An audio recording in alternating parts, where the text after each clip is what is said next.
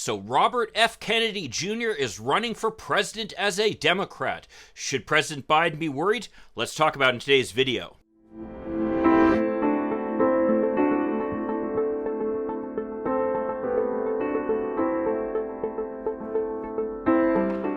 Hi, I'm Mike Greiner. I'm a lifelong Democratic activist who's concerned about the direction our country is taking. I'm also a lawyer and an academic, and I'm here to help you stand up to the BS of the MAGA crowd. So if you think it's been a little while since I posted a video, you are correct. I had to take a little break as I did some traveling. I had to travel for work, and I extended it a little bit for some vacation time with my wife. But now I'm back and raring to go. And boy, is there a lot to talk about. But I have to give a shout out to one of my former students and good friends, Robert Butler, who expressed to me concern over RFK Jr. and what is going on with this. I mean, should we be worried that he's somehow going to endanger President Biden's re-election campaign? Fortunately, the answer I was able to give to him is the answer is a big no. We actually have some data on the Democratic primaries, and you have to remember who votes in the Democratic primaries. It's not like Robert F. Kennedy Jr. is running as an independent where he might somehow siphon off votes from Democrats who are disaffected with Joe Biden, which is inevitable, by the way. I used to joke when I worked in government that if Jesus Christ himself had come to our city, 20% of the people would have complained about the traffic jam he caused. When you're in government, there's no way to make everybody happy, and especially in a buck stops here executive position like President of the United States. Over time, you're going to accumulate groups of people who don't like actions you've taken in office. That's why it's rare to see a president with an extremely high approval rating, except in times of some type of national security response, like the approval that George W. Bush had after September 11th, or the approval that his father had after the successful Desert Storm invasion of Kuwait. It's worth noting, though, that not long after George H.W. Bush had nearly a 90% approval rating as a result of Desert Storm, he was defeated in a general election by Bill Clinton. So high approval ratings for presidents are rare, and they are fleeting when they exist. Now, it should be no surprise to anyone that Joe Biden has been struggling a little bit with his favorability ratings. Ever since the withdrawal from Afghanistan, his approval rating, frankly, has not gone above 50%, which, as I've expressed before, I think is more than a little unfair, given the fact that multiple presidents had promised to get us out of Afghanistan, and he finally did. And there is no way that withdrawing from that country would not have been messy and ugly. So be it. He's also really taken it on the chin for inflation. And despite the fact that the economy has actually improved quite a bit, people have yet to recognize that. That's why,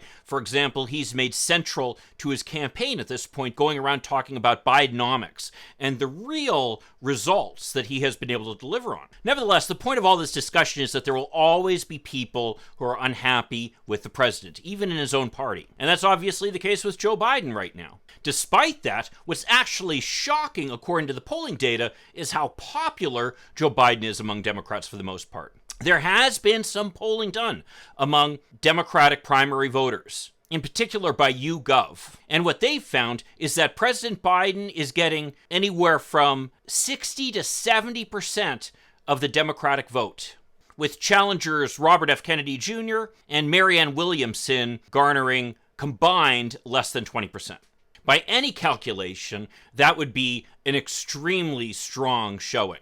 But what's especially telling is that as Democrats learn about Robert F. Kennedy Jr., they aren't liking what they're seeing. Check out these polling trends over here, generated from that YouGov poll. And specifically what they do is that they divide up what are called crosstabs, where you look at certain specific groups and how they feel about things. Well, here, they divided up Republicans from Democrats, rather than just looking at what's called the top line number, which is that standard number that you always hear quoted. So right here, you can see while overall there's been a slight increase in the favorability rating of Robert F. Kennedy Jr. among voters, when you look at who's driving that, it's Republicans.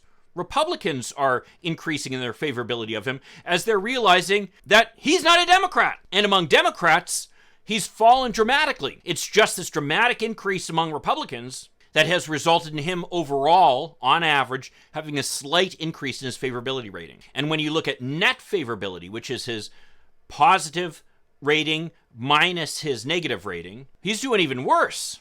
Here, even the general numbers have him declining slightly. But again, look at this among Democrats. Not only do Democrats not view him favorably, but at this point they view him extremely negatively. And this is especially pronounced when you look at the people who have strong feelings about it. Like, for example, they have strong favorability rating here. And obviously, at one point, Democrats looked favorably on Robert F. Kennedy Jr. because we have such strong positive feelings about his father, who is truly a great figure in our country and our party. But as we've learned about his vaccine denialism and his spewing of conspiracy theories, look at the decline here among Democrats who've realized, oh my gosh, I don't support this guy. So the strongly favorable numbers have declined dramatically, and the strongly unfavorable numbers among Democrats have increased dramatically. Now, I know what people are going to say. They're going to say the race is still young, and just imagine how low Bernie Sanders was polling against Hillary Clinton back in 2020. But there are a couple of differences here.